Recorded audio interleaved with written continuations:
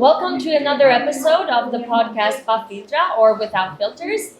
I am Ina Kapa, and today I have the honor of interviewing Mr. Jeremy Lang, head of the non-formal education for wider Europe, British Council. Welcome, Mr. Jeremy.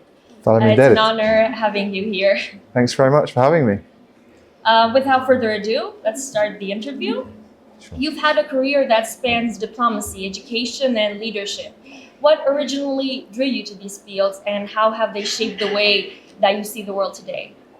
Oh, good question. I saw the interview that you did with the British ambassador in Albania on the big screen before we started the conference. And one of the points that he made was that when he was a boy, he saw maps of the world and maps of different places and wanted to explore the world. And I think that was also one of my motivations for becoming a diplomat. I had a fascination for the rest of the world outside my own small community. And I wanted to meet people, to explore new cultures, to learn new languages. Unfortunately, not Albanian yet, but Shumpak. But hopefully, yeah. Sorry, and the second part of the question was? How has your journey shaped the way you see the world today? Oh, hugely. I think, funnily enough, one of the things that I've learned through my career, and as you said, I've worked as a diplomat. I've worked in the Western Balkans, so I was actually in Kosovo and also now in Serbia. But also I've worked in Cuba and of course in London. And I think one of the things that I've learned is that human beings are fundamentally pretty much the same. We all have our desires, our aspirations, our hopes, our fears. And I think that what's struck me in my career is that we're all fundamentally the same. Having worked, as you said, across different sectors and cultures, what's one universal challenge that you've encountered in education, and how would you think we should approach it? Oh, that's a really good question. I think that the world is moving so quickly, and the world of work, the world of employment, jobs are changing. So, the world of employment that I grew up with is different from the world that I now live in now. And I'm sure it's the same for your generation as well. So, and that's the challenge that the education system has. And it's a continual challenge because the world continues to evolve. So I think that the challenge for any education system is to move with the times. And I think, for instance, projects like this, where we're introducing multimedia clubs into schools, is an example of how the education system has to evolve because, this new media didn't exist when I was growing up. I got my first mobile phone when I was 18 years old. So, the world has had to adapt, and so does the education system. Speaking of your career, if you could give young professionals one piece of career advice based on your experience, what would it be? Oof, go do it, dream it, and you can do it.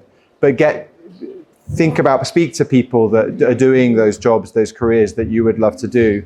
Learn from them, understand what it takes to get there. If you want to be a diplomat, go and live or work or study different languages. Do the best you can in your school. Learn soft skills like communication, influencing. So I think that there are things that you can do to arm yourself to make a change in your own future. Take responsibility for your own future. I think these advices have impacted your life for sure. So let's imagine if you had a conversation with your younger self, what would you tell him that he wouldn't believe? I think he wouldn't believe where he is right now.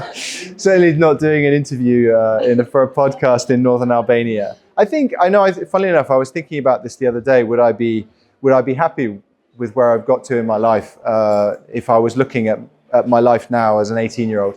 And I think I would. I think, we all make mistakes. There are things I could have done better. I could have studied harder. But I think that I was always curious about the world. And I always had a drive and enthusiasm for moving around, for meeting new people, for for understanding the world in which we live. And so I think I'd be broadly happy with where I ended up right now. Personally, it's a dream of mine to explore the world. And since you have visited Albania through work, beside the professional side, what's one moment or place or cultural aspect that made you feel personally connected to the country? I think the thing I always find coming to Albania, and I'm based in Serbia, I'm based in Belgrade, and I've traveled throughout the Balkans for many, many years. What I always find coming back to Albania is just how youthful it is and how positive it is. And I think that has really characterized how I see the country. And it's got a very complex and sometimes difficult past. But actually, I think that where Albania has got to is amazing. And I think that there is so much more potential in Albania, and it's such a youthful country. And I see it's only a positive future for Albania. Thank you. Thank you for the interview. It was a pleasure. Pleasure. Thanks very much.